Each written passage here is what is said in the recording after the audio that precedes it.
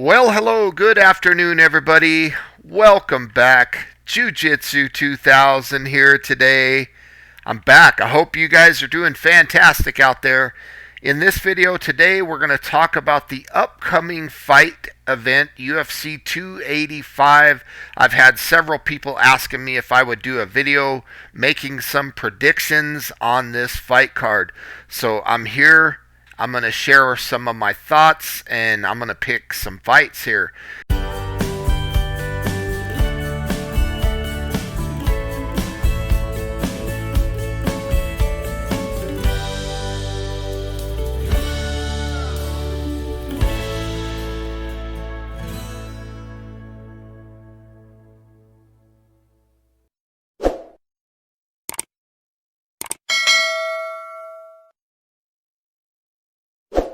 Please bear with me. I'm not real used to wearing the headset and doing the screen capture thing, but I'm going to do the best that I can, so I hope you bear with me. Let's take a look at the cursor here in the middle of the screen. I made it a little bit larger than normal so that you guys can follow me along a little bit. So this is the UFC 285. We're going to scroll down. I'm going to break down the fights on the main card for the most part, and I'm not really going to touch too much onto the prelims, and especially the early prelims. We're just going to kind of take a quick look, though. I'm not really going to make any predictions on any of these fights. I don't know a lot of these early prelim fighters. So let's just kind of scroll through, see this Jessica Penne and Tabitha Ricci. I don't know. I don't know either of those girls, but I don't know. Looks kind of interesting. The pictures are interesting sometimes when you're looking at this stuff. Ian Gary and Song Qinan from China? Don't know. I guess I'll go with Ian on that one. For what reason? I don't know. Don't know those fighters. There's going to be a good little clash between two Brazilian women. Number 8 and number 9 on a women's flyweight bout. That looks interesting. Don't know them. So Derek Brunson, I do know him a little bit. I've seen him before. And he's going to go against this dude from South Africa, number 5, Derek Brunson, versus number 10 from South Africa. This is a middleweight bout. Derek Brunson's durable. That guy's a stud. But so is this dude from South Africa. So even though I would normally lean towards the guy with the higher ranking, I think that this guy from South Africa is going to upset Derek Brunson. So now we're looking at a bantamweight bout. This is the headliner for the prelims. Cody Garbrandt and Trevin Jones from Guam. I'm all over Cody Garbrandt on this one. I think he's going to just put it to this dude from Guam. I love Cody. I love the way he fights. He's like a kill or be killed kind of fighter. He goes out there on his shield, and he's not afraid to let his hands go. I think Cody's going to walk away with that one. So let's get into the main card, though. This is where it's going to get really interesting. These are the fights that I'm really here to break down. We're going to start with the opener of the pay-per-view, the middleweight bout between Bo Nickal and Jamie Pickett, both from America. I'm just going to go out there right now, and I'm going to tell you Bo Nickal is going to get it done. This is going to be a mauling. Bo Nickal is going to ragdoll Jamie Pickett. Jamie Pickett, in my opinion, does not understand what he's getting into. Bo Nickal is one of those stud Penn State wrestlers. I'm not even going to go into his accolades as a wrestler, but this dude is, if you look at the wrestling world, Bo Nickal is the next big thing that we're going to see on the scene here in the UFC. He's going to make a lot of noise in the middleweight division.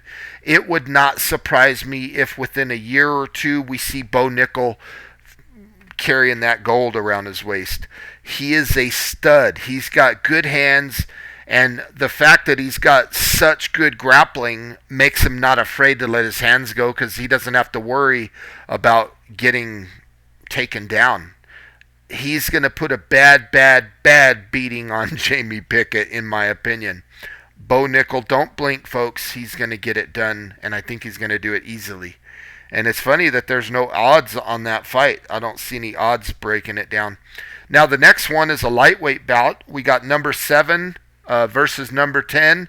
To be completely honest with you guys, I don't know much about these guys, but I don't know. I'm just going to go with the dude from Poland. Don't know why. Don't know much about that one. So this next welterweight bout, we've got number 7, Goof or Geoff. I don't know how to say that. And we got number 9 from Kazakhstan, Shavkat. I don't know how to say these names sometimes, but I'm honestly going to go with this dude, this Shavkat guy, number 9. I think he's going to get it done. I love the American, but I know a little bit more about this guy. Don't know why I'm really picking him, but I just think he gets it done. Now this one I'm really excited about. This women's flyweight title fight. Both of these girls, I absolutely love the hell out of both of them. You got Valentina, who is the champion, and I believe this is going to be, I think, her 8th title defense. She is freaking durable. She is beautiful. Awesome fighter. She can go anywhere, standing, ground, it doesn't matter. She is fantastic. But then you got Alexa Grasso from Mexico, who has no quit. She's got that Mexican heart, that corazon. She is got excellent boxing. Her jiu-jitsu is underrated, and she is not going to quit. This is going to be a great fight, but I got to give my edge to Valentina, and still she's going to hold that belt, taking nothing away from Alexa Grasso because she is a grinder. This girl is durable. She's not going to quit. She's like a Terminator, and same thing with Valentina, but my lean goes over to Valentina on this fight. She's just going to get it done, in my opinion. Now we got a very exciting bout here. This is what we're here for, the main event, the return of Johnny Bones Jones over here. He was the 205 light heavyweight champion for a long time, taking on, I think, Cyril Gain. I think he is the interim heavyweight champion from France.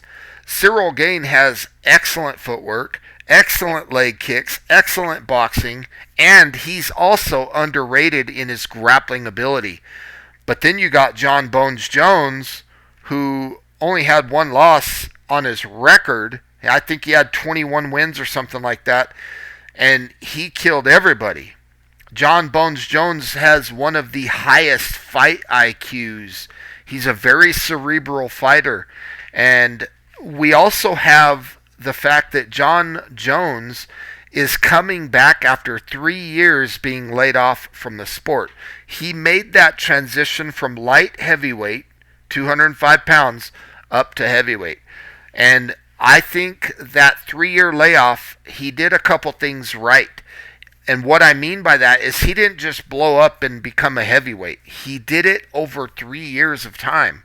He built on the weight, and I think he did it correctly. But also, when it comes to this fight, there is a big factor of the fact that Jones has been away for 3 years. They call that ring rust. There was one time when I was competing in jiu-jitsu. I had been winning a lot of tournaments and stuff, and I took 7 years off. My great-grandfather had passed away, and I was depressed for a while, and I took time off from jiu-jitsu. And even though I came back after 7 years, it was a very, very hard transition getting back into that competitive form. So I think there's some people that can pull that off, and I think that there's a lot of people that will struggle with that, and there's some people that cannot do that. Mine was a struggle. I did come back, and I was able to do well, but it was a struggle. Now, when it comes to John Jones, I think he's one of those very few people that can actually come right back in and not display a lot of ring rust. I think he's been training. I think he's training correctly. So when it comes to making a prediction on this fight, I don't know how the fight is going to end. But I do believe that John Jones is going to come back, and I think he's going to get the stoppage in this fight, and new heavyweight champion of the world, Johnny Bones Jones. So I'm very excited about this fight event. This is going to take place Saturday, March 4th on pay-per-view, UFC 285. I hope you guys enjoyed my breakdown of these fights. Again, I hope you bared with me on this screenshotting and all this stuff. I'm not real familiar with how this stuff works, but I hope you enjoyed these picks, and I ask you guys to please get involved and leave your comments down below on your picks. Who you got? I'd like to read them and see what you guys are thinking out there. Are we on the same page? Are we not on the same page? And if we're not on the same page, tell me why. Tell me why. But I think, honestly, this is going to be a fantastic fight. And don't blink when Bo Nickel comes out. That dude is going to make a statement. Every once in a while, you get somebody that comes along that just has that durability and that wow, that it. Bo Nickel he's going to get it done. No doubt about it.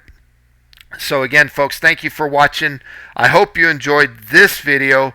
Please feel free, like I said, to leave your comments down below and let me know what you think. I love reading them. And with all that being said, folks, I love you all. Thanks for watching. We'll see you on the next one.